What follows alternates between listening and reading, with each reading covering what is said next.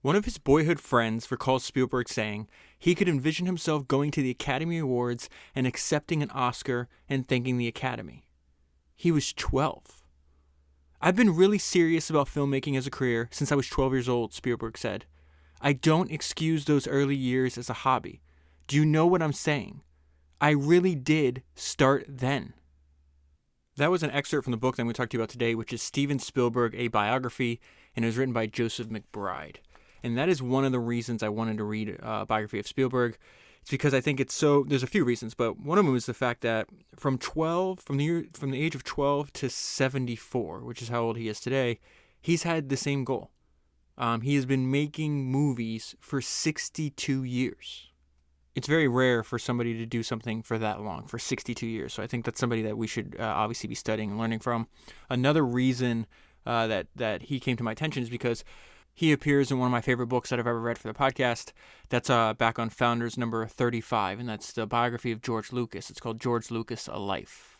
And George and Steven met when they were in their early 20s, and they became best friends and collaborators throughout their entire career. And I actually just re-listened to that episode, and then I reread. I want to make sure I'm rereading my highlights from that book, from that George Lucas book every year, because I think what he did, his approach to filmmaking that made him a multi-billionaire, there's a lot of ideas that he used. He just, in his work that we can use in ours, where he just approached the industry. He's like, well, he just kept asking why. Like, why are movies made this way? Why are they financed this way? Why are they owned this way? Why are they distributed this way? And he constantly questioned every aspect and realized, hey, I could come up with a better way to do things. And my favorite sentence in that entire book, and that's another gigantic book, it's like 500 pages, it's George Lucas unapologetically invested in what he believed in most, himself. And we'll see today that Steven Spielberg did the exact same thing. So for today's podcast, it took a really, really long time. This is a gigantic book. It's almost 500 pages. The author interviewed over 325 people that knew Steven Spielberg. It goes into amazing detail of all the movies he made up until the end of the book. The book ends, he had just finished Schindler's List and Jurassic Park. He's just over 50 years old. And in addition to reading the book, I also watched and took notes on this documentary that's on HBO Max right now, which is serves as another biography of Steven Spielberg as well. It's 2.5 hours long. So between the book and watching the documentary and taking notes, it took me about 30 hours of prep work before I'm sitting down to talk to you about it. So I'm going to be working off my notes from the book and the notes from the documentary as well. Before I jump into the book, I want to tie something that's remarkable that maybe you knew this. It blew my mind when I found this out, because I'll tell you how Steven Spielberg reminds me of Coco Chanel. So a few months ago, I read the second biography of Coco Chanel that I've read.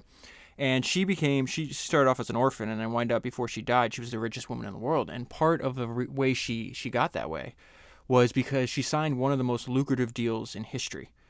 She previously made a mistake when she started her perfume company. She wound up giving away 90% of it. Didn't realize that Chanel No. 5 was going to be one of the most successfully commercial products ever made. And so like 15, 20 years later, she winds up redoing the deal, and she gets 2% of all sales globally for Chanel No. 5. That made her, in today's dollars, so that means she made $300 million a year. And she had a clause in that deal where the company had to pay for every single one of her living expenses. So Spielberg has a very similar deal. I just found out, because I'm going to be reading a biography of Michael Jordan soon as well, that he has a deal like this. Michael Jordan gets 5% of all sales from his Jordan shoe brand. And he's estimated to make about $150 million a year in present day, because they're doing around $3 billion a year in sales. So Spielberg winds up, and this deal is done after the book ends, but he winds up signing a deal where he gets 2% of all the ticket revenue at Universal Studios, the theme parks. And so that's rumored to pay him out. Again, this is just from this one deal. It's rumored to pay him out about $50 to $75 million a year. They keep trying. Universal keeps trying to buy him out. They say, hey, we'll give you a couple billion just to buy you out of this contract. And he keeps saying no. And one of the reasons I think that he keeps saying no is because in that contract, it's not only the Universal theme park that's in Orlando, but it's any future theme park that they build. And I think they're making a new one in China and somewhere else. I can't remember the other destination, or the other place rather. But he's going to get 2% of all ticket sales on that. And the last time I looked, it was something like 10 to 12 million people a year buy tickets to just their Universal theme park in Orlando. And for some reason, when I was reading about that, an idea or a quote from the founder of Shopify, Toby Luque, popped into my mind. And he says, you have to remember that the world is nonlinear. Spielberg, had this passion for movies that started when he was 12 years old. He had no idea what opportunities him pursuing that passion over multiple decades could unlock in the future. Certainly couldn't have predicted that, hey, I can get 2% of all 2% of all tickets at Universal Studios, multiple decades in the future. So let's go to right when he's 16 years old. He had just made this movie. It's called Firelight. He winds up remaking this movie when he becomes a professional filmmaker. That's the movie. The remake of this movie is Close Encounters of the Third Kind. But we see his personality at 16 years old, and a lot of this sticks with him for his whole life. He went by Steve Spielberg at this point in his career. Steve Spielberg had been shooting film obsessively for more than 7 years with a maniacal dedication that made him virtually oblivious to schoolwork, dating, sports, and other normal adolescent pursuits. So this idea of maniacal dedication is something that's going to appear over and over again in the book. It appears over and over again in the documentary as well. He repeats it over and over again. He's like, I had one focus. I was obsessed with movies. I knew right away that this is what I was going to do for the rest of my life. So he says, now they're quoting him when he's reflecting back on this time as being a young man, a young filmmaker. I was more or less a boy with a passion for a hobby that grew out of control and somewhat consumed me. I discovered something I could do, and people would be interested in it and me. I knew that after my third or fourth little film that this was going to be a career, not just a hobby. And that's another thing that just makes Spielberg extremely interesting. Like, how many people realize from such a young age? Two people come to mind that were similar to Spielberg. Where it's like, okay, I knew by the time I was a teenager what I was going to do for my life. Ingvar Kamprad, which is the founder of IKEA. I've covered him back on, I think, on Founders number 102. He started IKEA like 14 years old, worked on it till he died when he was in his 80s. And then Kobe Bryant knew from the time he was a teenager. He's like, okay, I want to be my goal is to be the greatest basketball player of all time. So I think it's rare for anybody to find what they really want to do in life, but even more rare that from such a young age. It's just remarkable. So that's a little bit about the family life and the fact that he was really uncontrollable. He was a born director, and we're going to see this. So his mom is talking. She said, our house was run like a studio. We really worked hard for him. Your life was not worth a dime if you didn't, because he nagged you like crazy. Steven had this way of directing everything. Remember, he's 16 years old this time. Not just his movies, his life. He directed our household. He was a terrible student in school, but I never thought what was going to become of him. His mom was so tolerant of her son's lack of interest in school that she often let him stay home, feigning illness so he could edit his movies. So there's a lot about like the uncertainty of her early family life that pops up in his movies. He talked about it at length in the documentary. It's covered over and over again in the book as well. His mom, he didn't really consider a mom. She was more like a friend. They basically had no rules. She wasn't interested in growing up.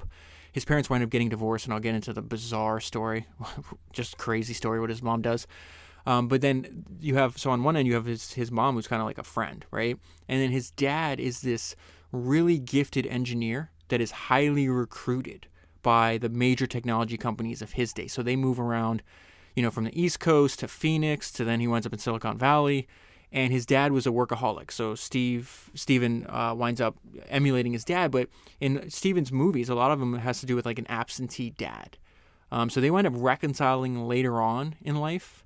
But Steven had a really hard time with that. And Steven's dad also took a bad approach. In my opinion, we kind of try to direct what his son was going to do with his life, force him into, hey, study math, study engineering, be an engineer like me. And Steven he just wasn't interested in that. He wasn't interested in school. He knew, okay, I'm going to be a director. Not just I'm going to work in the film industry. I'm going to be a director. So he starts talking to his dad about wanting to be a director, and his dad tries to, what's the way to put this? He tries to make him think smaller. So you'll see what I mean right here. So he says, he said, I want to be a director. And I said, well, if you want to be a director, you got to start at the bottom. You got to be a gopher and work your way up. And he said, no, Dad, the first picture I do, I'm going to be a director. And he was. That blew my mind. That takes guts. And here's another quote from a young Steven Spielberg. Making movies grows on you. You can't shake it. I like directing movies above all. All I know for sure is I've gone too far to back out now. And so this idea, there's no turning back. This obviously conflicts with a lot of conventional life advice, but that it appears over and over again in these biographies. These people are just like, I have no plan B. I'm all in on this idea. This is something he talks about in the book. Quote from the documentary. It says it there too. And now, the book ends. This book ends. He's just over 50 years old. The documentary takes place. He's in his early 70s. And he says, I realized there was no going back. This was going to be what I was going to do, or I was going to die trying. This was going to be the rest of my life. So a few pages later, there's two sentences, each on separate pages, that I think are very interesting. Very quick lessons here. And one is that it's obvious, like, Spielberg was one capable of independent thought, and part of that came out of the fact that he just felt like a misfit. He felt different than everybody else. He felt he wasn't understood. He was not interested in the other things that were expected of a kid, a young person his age. And he says, I never felt comfortable with myself because I was never part of the majority. I felt like an alien. Then he talks about his approach to filmmaking, which is very common for, I think, how you make a good product. The fact that you put yourself in the place of the customer. Like, you make what you want to see. And so he says Spielberg wants to find his approach to filmmaking by declaring, I am the audience. Recently is the 10-year anniversary of Steve Jobs' death, and I was rereading some notes from this book about how they created the iPod. And Steve Jobs and his team at Apple said they knew that the iPod was going to be a success because they loved using it. And Spielberg has a similar approach. He's like, I make movies that I want to see. A trait that we see in his early life that he keeps up for the rest of his career. The book ends with Jurassic Park, with them discovering, oh my God, like he winds up trying to hire. He didn't know that CGI had advanced so much, right? That they could actually have the Velociraptors and Tyrannosaurus Rex look like they did in that movie. And so originally they were trying to physically make like these costumes they were going to have, whether they were machines or they had people dressed up as them trying to run and trying to emulate what wind up being reproduced by the computer in the movie. But from the very beginning, he was obsessed with finding the latest cutting-edge technology that he could apply to his craft. This is something that's very important. And really, the way to think about technology is not just computers. Technology is just a better way to do something, right? And you should invest in it because the savings compound. The money he saved, instead of having 30 or 50 different people running around, think about all the people that had to make the steel, the plastic, the materials that the dinosaurs had to be made out of, could all be replaced by software. And Jurassic Park winds up being one of the most profitable movies. I think he made like $250 million. He's probably made more since then, in the 20 years since then, just off that movie. It's just remarkable. And part of that was investing in technology. Invest in technology, savings compound. Steven's fascination with all kinds of cutting-edge technology and his mastery of the tools of filmmaking have been evident from the earliest days of his professional career. And there's actually a scene, I'm getting ahead of myself, but there's a scene in that documentary where Steven goes up to Industrial Light and Magic, which is George Lucas's special effects company, and they created the CGI for I think it was the Tyrannosaurus Rex running, if I remember the scene correctly. And they just could not believe what they were seeing on the computer screen. They compared that moment, right, that was taking place at Industrial Light and Magic to when sound was first introduced to movies. That the fact that they said it opened up a whole new way. If you could imagine it, you could do it. You weren't limited to plastic or steel. Another thing from his early childhood, and then I want to get into how he breaks into the industry, because there's a lot of interesting lessons in there. One of my favorite quotes that I've read in all the books that I've covered for this podcast comes from Yvon Chouinard in his book, Let My People Go Surfing. And he says one of his favorite sayings about entrepreneurship is, if you want to understand the entrepreneur, study the juvenile delinquent. The delinquent is saying with his actions, this sucks. I'm going to do my own thing. And Yvonne's like, that's how I approached my work. Steven was very much the same way, but he was like a bad little devil since he was a little kid. And this is his aunt talking about that. He's like, we have a word for him in Yiddish. We call him a mazik. It's said lovingly, but it means a mischievous little devil. And he was that. Okay, so this is a little bit at the very beginning. How did he becomes the youngest director ever signed? He's very much like a prodigy, like a wonder kid. So main theme in Spielberg's work, singular focus, which I'll repeat over and over again today. And enthusiasm attracts mentors. And it is extremely important, especially when he was a 20-year-old kid, 21-year-old kid, 22-year-old kid. Even in his early 30s, he's constantly, when he's already successful, constantly seeking out older, wiser people that can help him. And one thing that they're attracted in return to him is because he gives a damn. He clearly has soul in the game. His enthusiasm, you and I talk about this on the podcast over and over again. Passion is infectious. We just respond to it. And so you see the mentors found his passion and his enthusiasm for film, and like, wow, okay, I want to help. I want to help this kid as much as I can. So it says he cares about one thing: making films. Spielberg was a genuine. You know what? Before I read the sentence to you, another note I left myself on the page. You can change an existing industry. Lucas and Spielberg did. And so this is a description. When they come in, the golden age of Hollywood's over. And now, in large part to Lucas, Spielberg, Francis Ford Coppola, Martin Scorsese, Brian De Palma, all of which are friends, which is one of the most amazing things about this book and about the documentary as well. Because you have all these young filmmakers, they came into an existing industry, an already successful, mature industry, and started questioning everything. At the time, we're about to read to, it's like young people were just actors. You were not put in position to make movies, to be in charge at all. And through their talent, their enthusiasm, their hard work, they're like, no, we're going to do it differently. You don't have a monopoly on the medium of filmmaking, which I find personally very, very inspiring. Spielberg was a genuine novelty when he arrived in Hollywood. The movie industry at the time was still middle-aged man's profession. The young people on the Universal lot were actors. One of the first contacts he made in Hollywood was Charles Chuck Silvers. This guy is extremely important. Older generation. He's the Universal Pictures film librarian. And he became the earliest mentor, Steve's earliest mentor in the film industry. And so his relationship with Silvers, because he starts as an intern there, develops a relationship with him. Silvers helps him get signed to the other most important, or I guess now he has another important mentor, this guy named Schinberg. I'll get there in a minute, but before I get there, the what I'm going to read to you is also important. It's like, you're passionate, you're enthusiastic, but you also have to have a piece of work that you can point to. You need a calling card. You can't just say, hey, I'm excited about making films. Okay, well, have you made a film? And that's also advice I was watching him on YouTube, advice he gives to young filmmakers that want to make films. It's like, you can do this with your phone now. Like, you have to make films. You need a piece of work that you can point to to act as a calling card. And so Spielberg goes out and he makes a short film. It's called Amblin, which is also later on becomes the name of his company.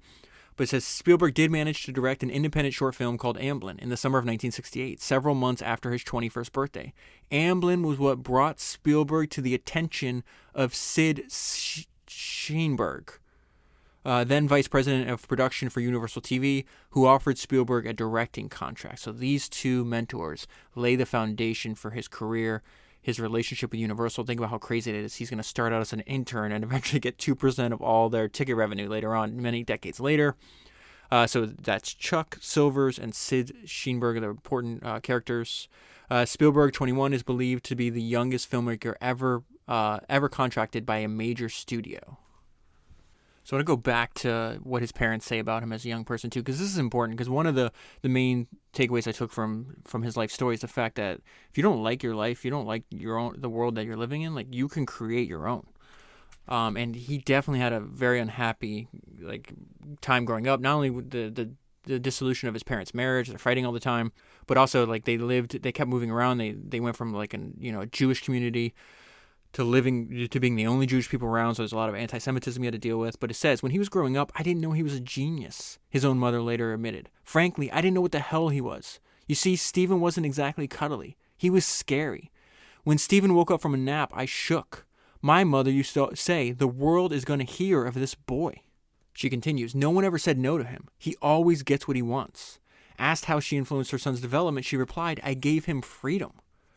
Stephen inquired what he called his father's workaholic personality. He was like this even in high school.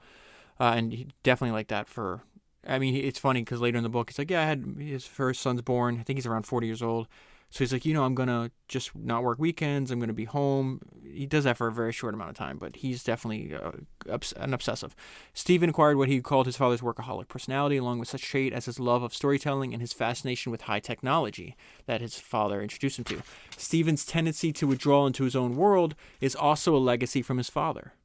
Like Stephen, his father was an introverted person.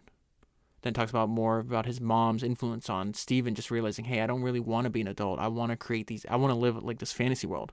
The rule at home was just don't be an adult. Who needs to be anything but 10? We never grew up at home because she never grew up, Steven commented. And so one of his favorite stories when he was younger was Peter Pan.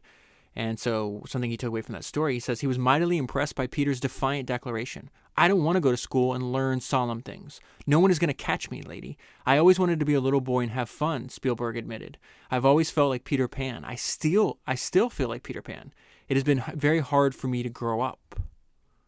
And that theme continues throughout the book. There's a quote in here that's describing Citizen Kane, the movie Citizen, that comes from the main character of Citizen Kane, which is Charles Foster Kane, which is actually built upon the real life of William Randolph Hearst. And I think this quote from William Randolph Hearst, it also applies to Steven Spielberg, which he says the same thing later on. And the quote about William Randolph Hearst is, he was disappointed in the world, so he built one of his own. That's a way to think about Steven's approach to his work and his career. And so Steven said, I never felt life was good enough, so I had to embellish it. That was also something that caught me semi by surprise, is how much Steven lies. Constantly just making up stories. He would lie about his age over and over again, constantly wanted to make it seem like he was younger than he actually was. So it's more impressive if, he starts directing TV when he's 20 or 21, when he's actually maybe 22 or 23. There's just a ton of stories about that. A ton of stories he made up about like his origination story, about how he broke into Universal Studios, commandeered an office, and then went to work and nobody noticed for 2 years. That wound up being not true. But just this whole theme of like, I'm just gonna, I don't like my life. I'm gonna create it, even if I have to lie and bend the truth. Is definitely something that appears in the life story of Steven Spielberg. This is about also something like, I was surprised at how many of things that happened to his childhood, that he would reference in movies many, many decades into the future, over and over again. And so this is one of them. I think this is actually the scene that is in his movie Catch Me If You Can, which he made, I think, in 2002. And this is something that happened to him back in his 60s. And this is the fact that this is very traumatic for him, but Steve's mom marries his dad's best friend that the family considered like an uncle. They didn't tell their kids. Steven's dad, even though his mom fell in love with his best friend and left him and married him, Steven's dad told his kids that he was responsible for the divorce. And so for 20, 30 years, he was largely alienated from his father based on another lie. This is bizarre. They talk about it in the book, which I'm about to read you now. And then his sisters are interviewed in the documentary. It was like, this was bananas. Like, this was our Uncle Bernie, and our mom runs off and marries our Uncle Bernie. So it says, Bernie Adler was an engineer who followed Arnold out from New Jersey and worked as his assistant at GE, at General Electric. Bernie was almost like a member of the Spielberg family. The kids called him Uncle Bernie. He was always there. He did everything with them. Spielberg's mom would enter into an enduring marriage with Bernie Adler. She said she found Bernie so funny, so bright, so moral that I fell madly in love with him.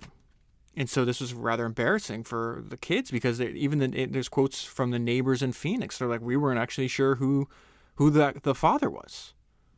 And so there's a scene where Leonardo DiCaprio in Catch Me If You Can is sitting down with his dad saying, hey, let's call mom, whatever the case is. And the dad says, no, she ran off and married my best friend. That actually happened in Spielberg's life.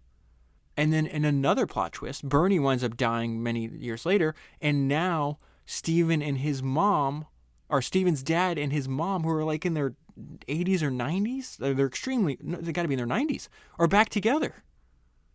Okay, so let's go. I want to move ahead a little bit, because Steven has this like encyclopedic knowledge of the history of films, and he's constantly going back, doing the same thing you and I are doing right now. We go back through the history of entrepreneurship, find ideas that are useful, and apply them to our work. He did that in film over and over again. He's like, oh, I like that idea. In fact, I will take that exact same shot.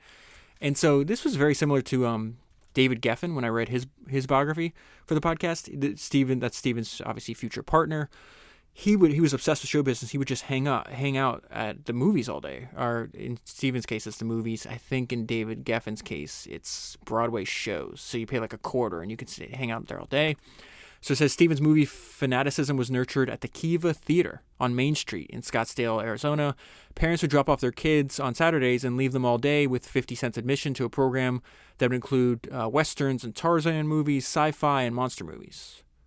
It was a great Saturdays were great, Spielberg recalled. I was in the movies all day long every Saturday. I've seen absolute duplicates in Spielberg movies of scenes that we used to see back in the 1950s at the Kiva Theater. They give an example of this. When Harrison Ford in Raiders of the Lost Ark rides his horse down the hill and jumps onto the truck carrying the Ark, Spielberg got that shot from the 1937 serial Zorro Rides Again. Even the camera angle. One of Spielberg's heroes, and he has a bunch of filmmakers that he would look up to and idolize, and in many cases emulate, would be Alfred Hitchcock. So it says Arnold, his dad, Arnold Spielberg, took Steven to see Alfred Hitchcock's movie Psycho. Now, what's crazy is this idea. Does it even say it in the book? No. Okay. Let me read this to you, and then he talks about this in the documentary. Steven later told a neighbor how impressed he had been with Hitchcock's employment of the power of suggestion. Steve talked about the shower scene in Psycho, how Hitchcock never showed any real violence. He showed you the knife and this and that, but most of it was in the viewer's mind. So he uses that idea, the shower scene from Psycho. Steve uses that, the power of suggestion with Jaws, in the movie Jaws. The shark winds up breaking down, right? They didn't expect it to break down. So now you have the star of the movie you can't even use. And he comes up with this idea, if you've seen the movie, of the barrels, those yellow barrels that are tied to the shark. And he uses the power of suggestion, showing the movement of the barrels, never actually showing the shark. And that's an idea that he learned when he was a young person watching Alfred Hitchcock. This is another example of how important studying the filmmakers that came before him were for his career. It says the movies that impressed Steven the most when he was a boy were two epics directed by David Lean, The Bridge on the River Kwai and The Lawrence of Arabia. Spielberg later called Lean the greatest influence I ever had. He emulated Lean's sense of visual storytelling throughout his career. He says the scope and audacity of those films filled my dreams with unlimited possibilities. You know what's crazy? In the documentary, he says that he watches great films over and over and over again, right? Just like we should be reading books or any kind of experience that we have. Like books is the most obvious example here is, you might read a book once and then you read it 5 years later and it's like, oh, the book changed. I was like, no, the book's the same. You changed, right? He still sees Lawrence of Arabia every year. He talks about that in the documentary. The movie came out in 1962. Okay, so now he's college aged. This is where he meets. We're going to go into more detail about where he meets a mentor, Chuck Silvers. He gets a meeting and a tour with Universal's head librarian, and this was Silvers' impression of Spielberg at that age. Okay, he explained how he wrote, photographed, and directed his own pictures, casting them with neighborhood and school friends, devising the special effects, and even making the costumes. Steven was such a delight, he said. That energy. Not only that impressed me, but with Steven, nothing was impossible. That attitude came through. It was so clear. He was so excited by everything. When we walked onto a dubbing stage, how impressed he was. At some point in time, it dawned on me that I was talking to somebody who had a burning ambition. And not only that, he was going to accomplish his mission. He was very young for his age in all other respects. But when it came to motion pictures, god damn, I knew he was going to do something. I didn't know what the hell he was going to do, but he was going to do something. You can't walk away from a kid like that. Just out of curiosity, you want to sit and watch. And so this is a quote from, he's a senior in high school, from the school newspaper. This is right after he met Silvers. So he says, Steve Spielberg worked with Hollywood directors this summer at Universal Pictures. Spielberg spent the whole vacation working as an unpaid clerical assistant in the Universal editorial department. The job enables Spielberg to roam the lot watching films and television shows being shot and to hang out with film editors and other post-production people, learning the craft of professional filmmaking. He would continue hanging out on the lot all through his college years until, with Silver's help, he was hired as a director. This is more on the beginning, this beginning opportunity to Universal. And the note of myself is this is amazing. He starts out as an intern at Universal, now gets 2% of all Universal tickets. Reminded me of, remember that book, The Gambler, on Kirk Kerkorian? I think it was like Founders number 67, somewhere back there. But Kirk Kerkorian starts out as a day laborer on the lot of MGM studios. I think he's like moving around heavy rocks for production, right? He's getting $2.60 a day. 30 years later, he owns MGM, and the return on investment makes him $260,000 a day. From $2.60 as a day laborer a day to owning MGM and making $260,000 a day. A lot can happen in one lifetime. But the reason I'm bringing this up to you is because Spielberg does something here that you and I have talked about over and over again. The importance of developing your own curriculum. We call this personal curriculum. I think a better term for it comes from Bill Gurley, that talk. It's called How to Run Down a Dream. It's on YouTube, and he talks about what he learned by studying Danny Meyer, not Phil Knight, Bobby Knight, and Bob Dylan, I think is the musician. But the fact that all the work that they're doing that's not work, so all the stuff that they're trying to learn that they apply to work, he called it professional research. And he goes into detail in that talk how they all did that and how it enhanced their work. It's a fascinating talk. But anyways, so it says Spielberg began his apprenticeship at Universal in the summer of 1964. His mentor, Chuck Silvers, recalls that the ambitious teenager gradually worked out his own curriculum. They say it specifically here. He's working out his own curriculum on the lot, visiting sets, talking with editors and sound mixers. He was kind of a guest, a self-appointed observer who made his own arrangements with the people who responded to him. Many chapters later, it picks up this theme about the importance of developing your own personal curriculum, your own professional research. So it says Spielberg remained essentially an autodidact. Spielberg followed his own eccentric path to a professional directing career. Universal Studios, in effect, was Spielberg's film school. He couldn't get into film school. Every single film school rejected him, giving him an education that was both more personal and more conventional than he would have received in an academic environment. Spielberg devised what amounted to his own private tutorial program at Universal, immersing himself in the aspects of filmmaking he found most crucial to his development. And so it's this point where he finds other like minds. And this is just, again, I'm repeating myself, but this just blew my mind. Like the day Jaws comes out, Spielberg's driving around with Martin Scorsese. Like before Martin Scorsese was Martin Scorsese. The idea that you have George Lucas, Brian De Palma, Steven Spielberg, Martin Scorsese, Francis Ford Coppola. You have a group of crazy people who were all obsessed with movies, all struggling to make it at this point, right? Now you fast forward 50 years and they're all hugely successful, but not at this point. And the whole group winds up becoming successful and dominates the movie business. All the time, though, they're giving each other feedback. They're friendly, but they're trying to compete with each other. They go back and forth between producing like the most financially successful movies at a time. First, it's Godfather. Then I think Spielberg passes them, and then I think Lucas passes Spielberg. It's just absolutely remarkable. And I've already read biographies on Lucas and Spielberg. I'm looking for biographies on the rest of these people as well. But let me just tell you a little bit more about this time in history because I found this fascinating. And I find it fascinating because, again, they're doing this to an already like mature industry. There's always room for more opportunity. It just starts with questioning why things are done the way they are, right? So they're called the movie brats, just this whole crew. And sometimes referred to as the USC Mafia. And there's a bunch of them. It's not just these 5 people. There's screenwriters. There's entertainment attorneys. They're all helping each other. It's very fascinating. At the time they came to Hollywood, generations of nepotism had made the studios terminally inbred and unwelcoming to newcomers. The studio system, long under siege from television, falling box office receipts, and skyrocketing costs, was in a state of impending collapse. So how fascinating is that? From the outside, it's like, why are you wasting your time making movies? What is wrong with you? Television is the future. Look at this. They're making less money. You can't get in. You have to go. People are going to film school, and the professors are saying, don't go to film school because you'll never get hired. It's just very fascinating. That's when they're like, okay, at the very bottom of the market, so to speak. They're like, okay, well, this is where the opportunity. I can't go anywhere else from here but up, right? The future seemed daunting for the determined young movie fanatics who came of age in the 60s and for whom film historians coined the phrase, the movie brats. Spielberg vividly remembers how he and such other self-starters, that's how he's describing himself, Lucas and Scorsese, had to chisel and dynamite their way into a profession that never really looked to young people except as actors. There were no willing producers at that time. I was trying to break into the business. My first thrusts were met with a great deal of animosity.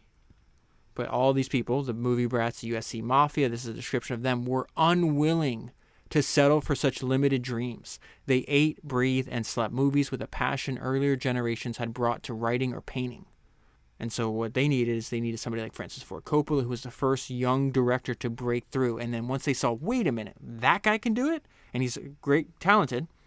They weren't saying he wasn't talented, but it's like, okay, he's like a couple years older than me. I can do it too. It's extremely important. It took Coppola to start breaking down the doors of Hollywood for other film school graduates in the late 60s. He became, as Spielberg put it, all of our godfathers. And so now we fast forward to when Spielberg and Lucas start becoming friends.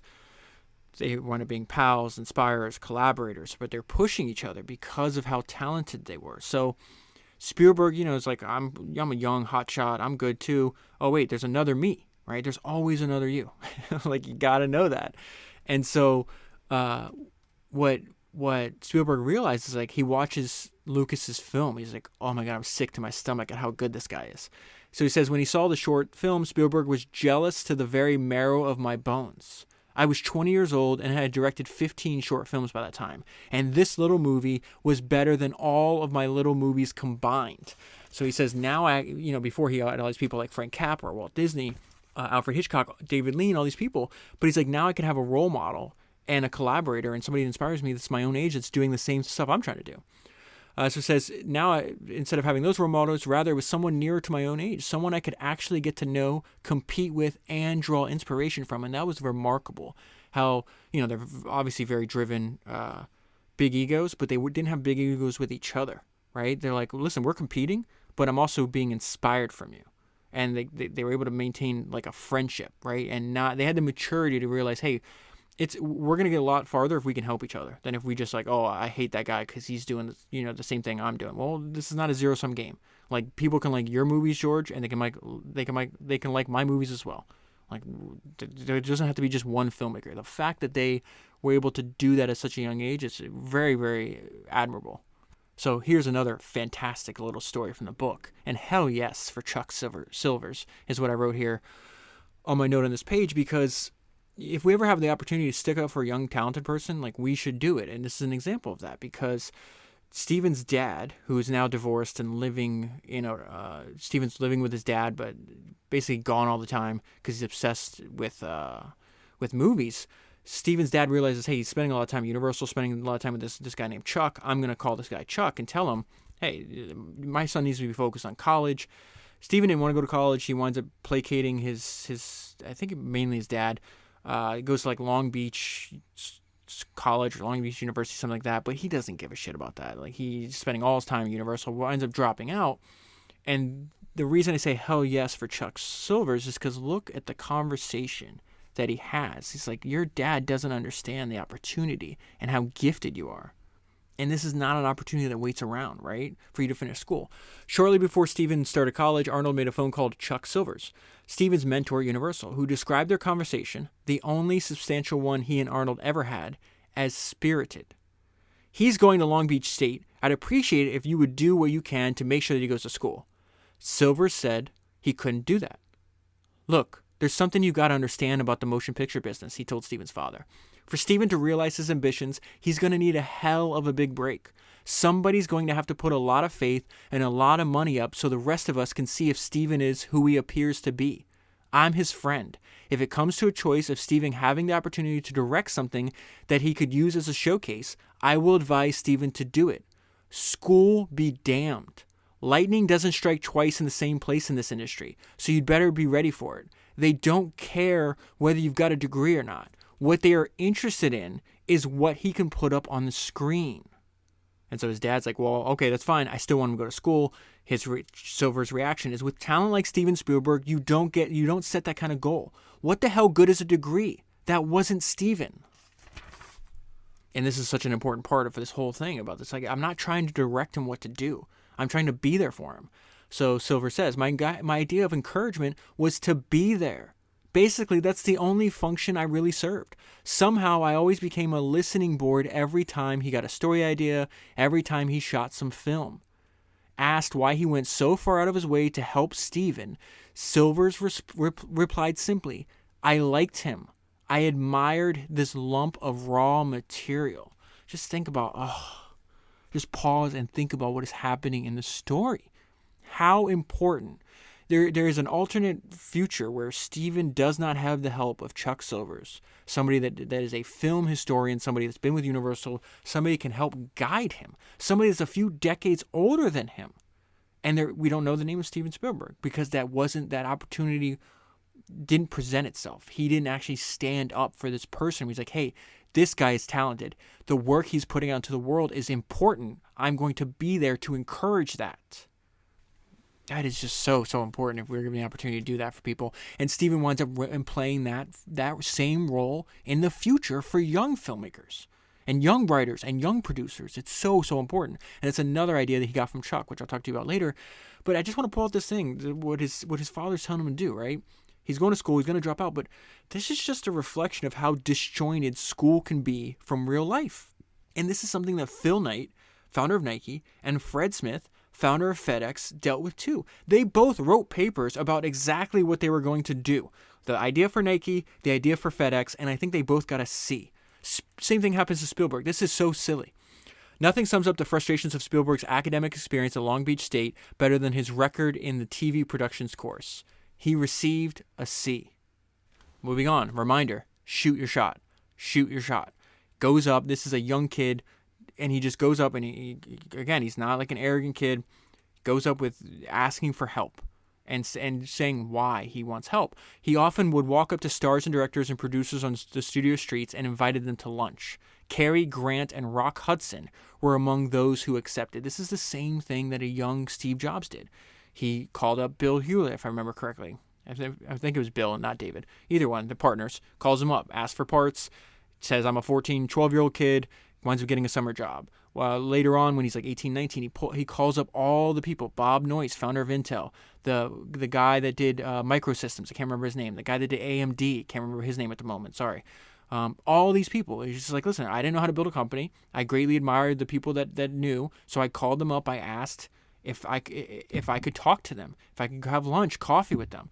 Yeah, some people are going to ignore you. Some people are going to not be able to do it, whatever the case is. But some people will say yes. Just shoot your shot. A few pages later, look at this. This is repeated over and over again. It's so important. Professional research, personal curriculum. We've got to develop that. Spielberg asked 1 million questions to the editors. It was a process of absolute technical application. He worked out his own curriculum. I am not making up these words. This is the author using this sentence, this statement that you and I have talked about over and over again, multiple times in this biography. He worked out his own curriculum. It was the real world. There's no school you can really go to learn to be a filmmaker. That's not what they teach. And then later on, we have Silvers talking about this. He's like, listen, I helped him, but like my impact, I try to open as many doors as I could, give him advice from an older, wiser perspective. But you can't teach, like, who's going to teach Da Vinci, right? This is a very, very interesting, just quick paragraph for you. I don't want to cast myself in any way as his teacher. I wish to hell I had been. How the hell do you teach Maria Callas how to sing? Who taught Da Vinci? You can expose people to things, but they have to have it in themselves. As far as I'm concerned, he's the most gifted person in motion pictures. And so with the fact that Spielberg obviously was he calls himself a self-starter, he had a piece of work, which I have to repeat is very important. You have to have something you can point to. It's not just like, I'm just somebody you don't even know, come help me. Like, they see that this kid's out here hustling, he's out here working, he's actually doing this. He's really interested in this industry that I'm in, right? And he's got something to point to. So because he had like a calling card, he was able to get signed. And then he's just so grateful because he feels Chuck Silvers is the one that like opened all the doors for him at Universal. So he's like, be my manager. And listen, Chuck is so wise here. And he just has one request. He's like, listen, I'm just doing this because I want to help you. But you have to pay this forward. After your success, Chuck's one request to Steven Spielberg is the same thing. It's why Ingvar Kamprad said over and over again, founder of IKEA, why am I writing this book? People told me I didn't want to write an autobiography. I resisted the idea. He says explicitly, the argument that convinced me from his co-writer was that you know stuff that'll help future entrepreneurs and you love entrepreneurs. And so that's why he wrote the IKEA story, because now he's passed on. It's a good thing he did, because we wouldn't have had access to his ideas. Sam Walton, same thing. I'm writing this book because I wanted to help you. Phil Knight. There's some kind of instinct. These people are older. I think in that case, in those 3 examples I just gave you, I think they were all in their 70s by the time they wrote it. And in Sam Walton's case, he knows he's dying. He's super, super sick. He talks about it in the book. He's got cancer everywhere, right? But it was very important for them. Bob Noyce, same thing in Intel. They're like, what the hell, Bob? You're wealthy. You could be doing anything in the world. Why are you spending time having, 19-year-old, 20-year-old Steve Jobs at your house? Why are you going to give these talks? Why are you doing all these investments? He's like, I need to restock the stream I fished from.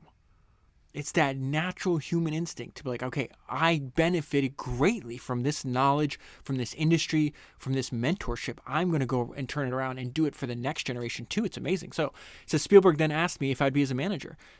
Silver said, I said, Steven, you need someone who knows a hell of a lot more about the business than I do. I'm not the right person. He asked me what I wanted for helping him. I said, well, Steven, by the time you really make it big, I'll probably be too goddamn old for you to do me any good.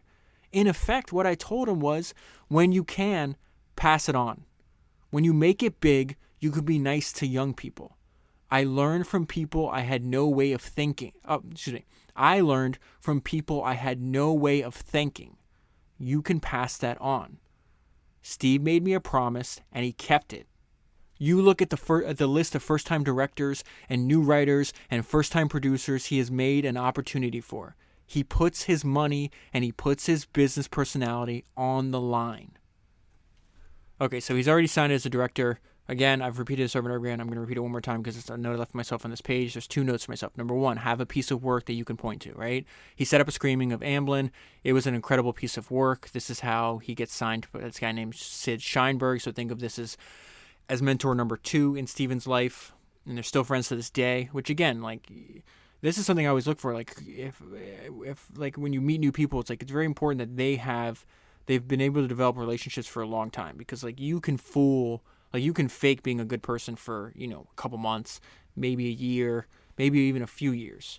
But, if somebody's known you for 20 years, you can't fake being a scumbag for that long, right? And Steven, something that he talks about, I wasn't going to talk about this now, but I might as well because it pops in my mind. It's something that I think is an idea that we can take from Spielberg. He talks about the reason he's able to work so quickly now is because he's worked with the same people for decades, right? His editors, his visual effects people, the people that, when he's on a new project, he winds up hiring a lot of the same people over and over again, because he says, we just have a way, all the knowledge we have working with each other, it compounds, and that compounding makes it easier for us to communicate and work faster. He's like, if I had to hire brand new people every few years to do a project, he's like, I couldn't do this. This is very similar. I did a 3-part series on Larry Ellison. He said the same thing. He's like, the core programming team at Oracle for the first, I forgot it was 10 years, whatever the time period was, it didn't change. It was the same 30 people, whatever the number was, right? I can't, these numbers might be wrong, but the main point I'm telling you is definitely, I remember correctly. But the idea is you don't want all this turnover where you see these people jumping from project to project, working with constantly new people. Yeah, you might want to do that. You might want to get some fresh idea and new blood in there. But the idea is just like money compounds, time compounds, knowledge compounds too. And now you've been working together. You have a way of a fundamental understanding that has taken years to develop. And that if you keep switching, you're interrupting the compounding. And so Steven applies that to not only the people he works with, but his professional relationships up and down. Not only the people he hires, but the people that hired him. It's very fascinating. So he has this piece of work. Sid winds up hiring him, gives him a contract. He makes him do TV first. Steven does not want to do TV, right? So the second thing is you may not like your first opportunity, but you got to do your level best. Says the script was terrible. Spielberg said later, I really didn't want to do the show. I told Sid, Jesus, can I do something else? He said, I'd take this opportunity if I were you. And of course, I took it. I would have done anything. And so he talks about the very beginning, something also that might surprise you. To this day, from the first time he makes the movie till now, he's constantly throwing up, nervous. Every time I start a new scene, I'm nervous. Talks about vomiting over and over again.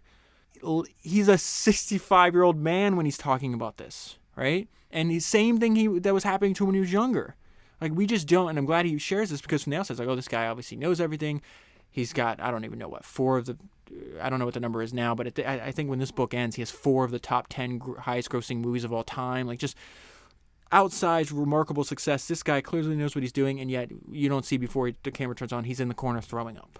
I was so frightened that even the whole period is a bit of a blank for me. I was walking on eggs. I didn't know I don't know if you've never been to bed for 4 days in a row. It's like taking drugs. I don't take drugs. I never have. Or I would have used every drug under and over the counter at the time. The show put me through dire straits. It was a good discipline, but a very bad experience. So he goes from the euphoria, right, of being signed, the youngest director ever, to the terror of not liking the work and being very bad at it. He has a breakdown, and he winds up having to take really the high from getting signed and then the fall of being despondent. He has to take a break. Not only had he failed to interest Universal in letting him bring to life all the stories I had in my head, but no one was even offering him TV episodes to direct. I was in a despondent, comatose state, and I told Sid I wanted a leave of absence, and I got it. And there's one more sentence about this point in his life, because I think it's extremely important to remember. Success is not a straight line. He didn't just go from Night Gallery, the show he didn't like, to Jaws. His career stalled at a number of occasions. Okay, so there's an idea that popped up in the book and in my notes multiple times for the documentary. And it's this idea that he thinks visually. And really the way I think about this is like you got to find the perfect medium or the perfect format for your skill set. And there's another way to put it. Somebody else later on in the documentary says that Spielberg speaks cinema as his native language. And Spielberg in the documentary also gives advice. He's just like, you have this idea of what you want to do, and it's only in your head. And he says no one can help you holding the entire idea in your head. That is your job. That's something that you have to figure out how to do. And I think that's his approach to movie making. So let's go back to the book. He thinks visually. He's in the perfect format for his skill set. And he says he seemed to be able to see more than other people saw. He didn't seem to waste any time. He didn't seem to get caught up in what directors often do. Eating up camera time, eating up miles and miles of film. This is back before there was digital film. There was literally the physical film. They produced literally, that's true, miles of film on a movie. He seemed to cut on the floor. We knew that this boy knew about the camera. And then he combined the way he thought visually, which is perfect for obviously being a filmmaker, with the fact that try not to be a dick. Just try to be, you're going to get farther if you can avoid that. And a lot of people would interact with Steven like, okay, like he says he has a nice manner. This gets you a long way. When a director has the attitude, I don't know everything about this, but would you like to try something, which is how Steven interacts with the people, his coworkers, you're willing to knock yourself out for that director. And so I think at this point in his career where he's really struggling, it was very helpful to have all these other filmmakers around him, these young filmmakers, because he's suffering internally, but this is the note of myself. Positive forward motion regardless of internal suffering, which is just a really smart idea. They're all not really getting what their talent and their drive is currently not being, like, there's no evidence of actual accomplishments. Like, they're not getting as far as they think they could based on the talent they already have and the drive they have. So it says, we were all ambitious and wanting to work, and none of us were getting the kind of work that we wanted to do. Steven knew he wanted to do features, meaning movies. When Steven was very discouraged trying to sell a script and break in, he always had a positive forward motion, whatever he may have been suffering inside. So positive forward motion regardless of external circumstances. So eventually he does get the opportunity to direct a movie. It's called Sugarland. It flops. And it's very dangerous. As much as like the film industry talks about, oh yeah, it's an art and everything else. It's like, yeah, you have a couple flops and you're out of the industry real quick, right? And so he was in a very precarious position because he was being pushed into do a shark movie. And he's like, what the hell? I don't want to do this shark movie. And the lesson here is that his biggest win, Jaws is by far the most important thing to ever happen to the career of Spielberg. And he says it, right? His biggest win is going to come right after what he thought at the time it was his biggest failure. When he received the bad news about Sugarland in April 1974, Spielberg did not have much time to sit around engaging in second-guessing or nursing his wounds. He was on the Massachusetts island of Martha's Vineyard, immersed in preparations to make another film. It was a modestly budgeted thriller called Jaws. So we're going to get into Jaws. I want to take a slight tangent first. I do have to tell you, I'll just tell you up front, Jaws is Spielberg calls Jaws his free pass into his future. And that's completely due to its financial success. At the time it was released, it was the most profitable movie ever made. And he's like, once I had that, I got final cut on every single project I ever did moving forward in my career. I got to choose which projects I did. I got to choose what they look like. It bought me my freedom. And again, finances buy you freedom. I want to before Jaws, they're shopping this idea of a science fiction film that is going to eventually become Close Encounters of a Third Kind, which is also successful. But I want to pull something out here because I think it's important. Something we talked about on the autobiography of Sid Meier. Sid Meier is the computer programmer, the game designer that made Civilization. The main idea in that book was so important is the fact that like you discover that if you questioning conventional wisdom can be very profitable. Sid wanted to make a strategy game. Everybody said, nope, strategy games, you can't make any money doing that. He does it anyways. He releases Civilization. It sells 51 million copies, right? And so we see the exact same thing here.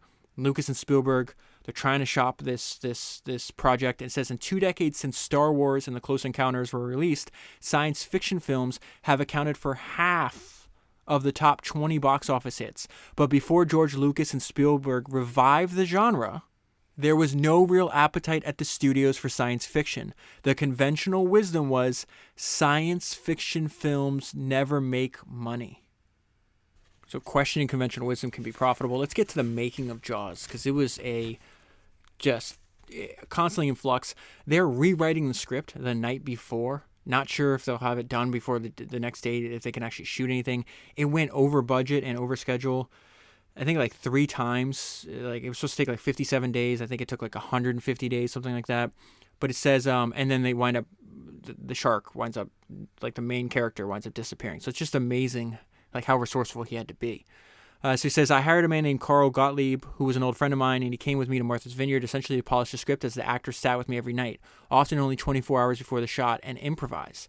To facilitate their work on the script, Gottlieb and Spielberg shared a house on location, and Gottlieb would continue to work on the revisions after Spielberg went to sleep. Each morning, Gottlieb would give new pages to the company typist, and by 8:30 in the morning, they would be approved and ready for filming.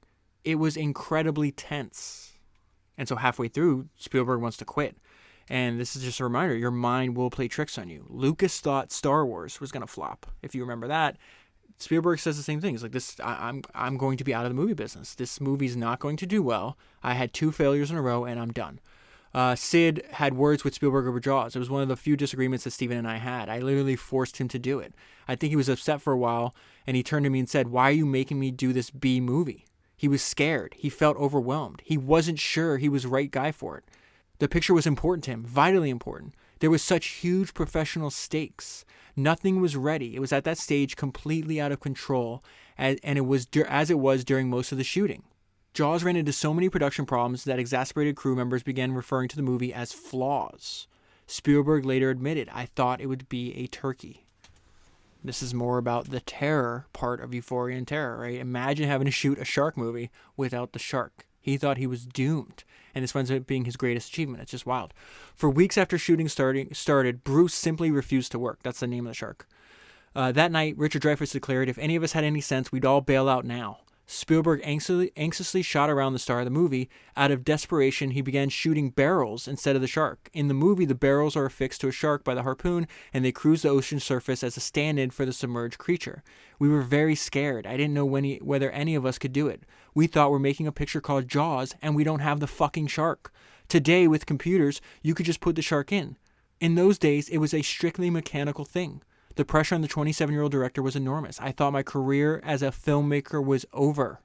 I heard rumors from back in Hollywood that I would never work again because no one had ever taken a film 100 days over schedule, let alone a director whose first picture had failed at the box office. There were moments of solitude sitting on the boat thinking this can't be done. It was stupid to begin with. We'll never finish it. No one is ever going to see this picture, and I'm never going to work in this town again. Think about the mind games that he had to deal with when making the movie. The movie is finished. The movie is released. This is what happens. Jaws surpassed Francis Ford Coppola's The Godfather to become the most successful film in motion picture history to that date. Jaws held that distinction until November 1977, when it was dethroned by George Lucas's Star Wars. Spielberg took out an ad in the Hollywood trade papers showing a little robot from Star Wars, R2-D2, catching Bruce the shark in his jaws with a fishing hook, congratulating Lucas for capturing the box office title. Spielberg wrote, "Wear it well, your pal Steven." And again, just remarkable that all these guys were friends. So after Jaws, Jaws is a hit. Close Encounters of the Third Kind is a hit. He's like, I can do anything. Got real high on his own supply. So he tries to do this comedy called 1941. And this really the reason I'm bringing this to your attention is because sometimes you learn more from failure. And 1941 winds up being a failure. He has a reputation that, Jaws is successful, Close Encounters of the Third Kind is successful, but he's always over budget. He's always he's not disciplined. And so he learns from George Lucas that you have to watch your costs. You have to be disciplined about this. And so again, it's where Lucas plays a huge influence in his life. But first it says Spielberg used to say that he was born again after 1941. That's the big, gigantic failure, the mistake. Working as a hired hand for Lucas, a conservative and highly disciplined producer, Spielberg used Raiders of the Lost Ark as a form of professional rehab. So after 1941, Lucas is like, hey, I have this idea I'm going to be a producer for. This is, Raiders of the Lost Ark, one of the most successful film franchises in film history. They don't know it at that time, obviously. And he's like, will you direct this for me? And so Lucas and Spielberg are now on set. It's Spielberg, the director. Lucas lets him be as a director, but he's the one, putting up the money, making sure everything runs on time. And so that's where he's just learning. And from here on in, he becomes, he had a bad reputation. Lucas goes around trying to sell the movie. And they're like, well, who's going to direct? They're like, Spielberg. Like, no, we're out. They're like, how could you be out? He just did Jaws and Close Encounters of the Third Kind. And they're like, talked about, the guy, they're not lying about the budget, but saying, yeah, we can do it for $20 million. It comes in at $60 million. Like, that's going to piss these people off, right? So it says the Lucas-Spielberg proposal was presented to the studios. The proposal dared to assault. Oh, I'm bringing this to your attention because there's a quote from George Lucas's biography that's fantastic. And he says, some of the bravest and most reckless acts that we did were not aesthetic, but financial. Again, highly recommend it. All founders, I think, should read George Lucas's biography. How many people do you know that founded multiple billion-dollar businesses and did it? Like, he just has this, not aggression, but just like this, damn it, I'll do it myself attitude that you just can't, you just love. You absolutely love. So it says they're going around shopping this, and now they're saying, okay, this is after Star Wars. This is after Jaws. We're playing a different game here. So it says, the proposal dared to assault the standard Hollywood financial practices on several especially sensitive points. Chief among them was that while the distributor would be expected to put up the movie's budgeted $20 million, it would receive no distribution fee and take no overhead charge. So that's like these Hollywood accounting. It's a term for like the shenanigans, this financial shenanigans that was known in the industry at the time. Those items usually accounted for more than 50% of the gross film rentals. Besides demanding large sums of money up front, Lucas and Spielberg also wanted enormous shares of the gross, a demand that was especially unusual for a director in that era. And while the distributor would be allowed to recover their entire costs of Raiders from gross film rentals before Lucas and Spielberg started to receive their shares of the gross, Lucas would eventually have full ownership of the movie. Studios were taken aback by such chutzpah. And so with Lucas's help, he becomes this disciplined, watch your costs director. So it says, we knew we had to, now they're talking about shooting the movie, we knew how to compromise. There were some moments where it would go to take 2 or 3 and take 4. And something wasn't working, so, multiple takes. Steven would say, that's it, let's move on. We'll figure out another way to do it. He was very, very good in that respect. Raiders was the first picture he brought in on budget. I heard Steven say that his friends were doing smaller pictures than him, less expensive pictures than him, coming in on budget, and they were able to see money on the back end. Steven rarely had that opportunity, so he was bound and determined to bring a picture in on budget so he could see the back end. So really what Lucas taught him is like, you got to watch it. That's nice that you make a lot of money at the box office, but you'll make a lot of more money personally if you watch your costs. And so he takes what he learned from Lucas and on the Raider, the Indiana Jones movies, right? And he applies it to E.T. And check this out. This is now we're in the euphoria part of his career. E.T. prints money. So he winds up, he's like, all right, I'm doing this movie for $10 million. E.T. was so tough because Steven had made a bet with Universal that he could do this thing for $10 million. Completing E.T. within that budget enabled him to satisfy his obligation for the final remaining film from his 1975 contract with Universal. In the first weeks, and he winds up coming in on budget and on time, right? In the first weeks, check this out. This is going to blow your mind. In the first weeks after the film's release on June 11th, 1982, we're talking $1982, which is even crazier what I'm about to tell you, Spielberg personally was earning as much as $500,000 per day as his share of the profits. And so as his movies become more financially successful, he's able to demand better and better deals. He also is learning from his third mentor, Stephen Ross. So it says, Steve, and I know that myself, is you don't make $3 or $4 billion by accident. Referring to Spielberg. Spielberg's as good as a businessman as he is a director. Spielberg is renowned and sometimes deployed in Hollywood for driving hard bargains with everyone from technicians to actors to studio chiefs. In recent years, his standard deal has been a remarkable 50% of the distributor's gross on his pictures. And they said you compare that with 5 or 15% of gross that even major stars command. So he's making a lot more money, right? The studios also fully finance Spielberg's films, even though that he owns it. That the movie's owned or shared by Amblin, his company. Steven gets the studios to carry the risk, and he takes in the money. And so he winds up becoming real good friends with the head of Time. Is this Warner Brothers or Time Warner at the time? I'm not sure. Time Warner. So he says his connection came through his close friendship with Steve Ross, the chairman of the board of Time Warner. Ross was the most colorful and controversial of the film industry mentors to whom Spielberg had attached himself. Assuming the roles of Spielberg's best friend and idealized father figure, as well as business mentor, Ross began educating Spielberg in the finer aspects of life as a Hollywood mogul. In the documentary, Tom Hanks talks about working with Spielberg is remarkable because how resourceful he is. You could plan something out as best you can. Circumstances dictated it's not going to work out, and he comes up with he just makes the most of whatever is there. And we see an example of this when he's on location filming his first movie in China. So while preparing for the first day of shooting in Shanghai, assistant director David Tomlin plotted out all the crowd movements and everything, and I planned to keep the road clear so there could be traffic movement. I drew it all out and told everyone what to do. Then 5,000 people suddenly flooded the road. I went crazy. I said to Steven, "Oh Jesus, it's all gone wrong." He said, "Looks great. Roll the cameras. Action." He was happy with how it looked, and I wasn't going to argue with the 5,000 people. He's very good like that. He's not pedantic. Whatever is there, he makes it work. That's the most important sentence of that entire paragraph. Whatever's there, he makes it work. That's the assistant director talking about something they made in the 80s. Tom Hanks said the exact same thing when they were making Saving Private Ryan. Another thing that Steven talks about in this book, talked about in the documentary over and over again, is how important family is to him.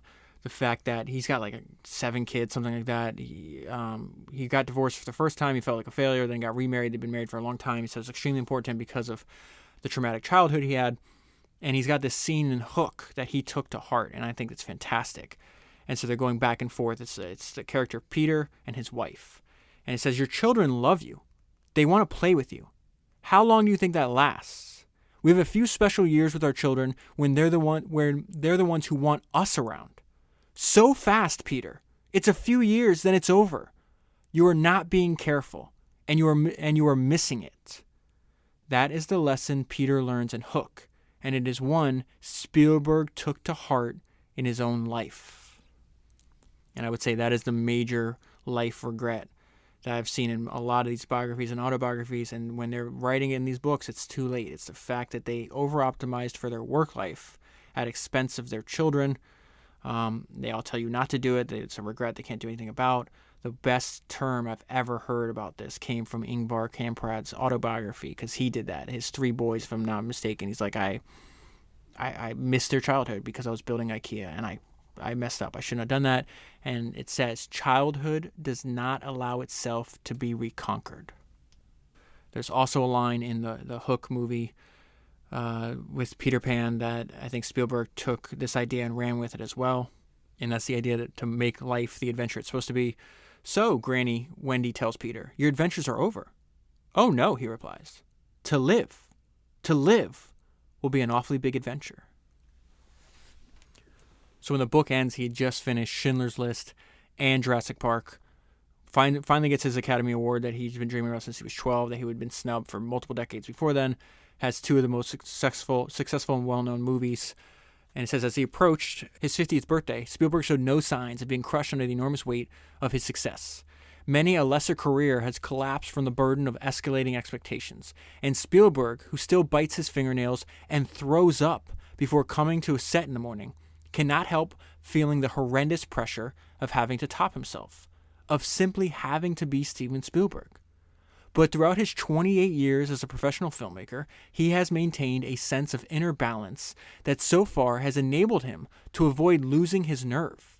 He seems comfortable, even if others are not, with his own complexities and contradictions. When his high school friend Chuck Case visited him at the Long Beach airport during the filming of 1941, Spielberg surveyed his army of uniformed actors and World War II airplanes and said with a childlike smile, "You know, they pay me to do this." And that is where I'll leave it for the full story. Read the book, and I highly recommend watching the documentary as well. It was fantastic. If you want to buy the book using the link that's in the show notes, you'll be supporting the podcast at the same time. If you want to help out a friend and founders at the same time, I'll leave a link. If you want to buy a gift subscription, you can do that. There'll be a link in the show notes as well. That is 209 books down, 1,000 to go. And I'll talk to you again soon.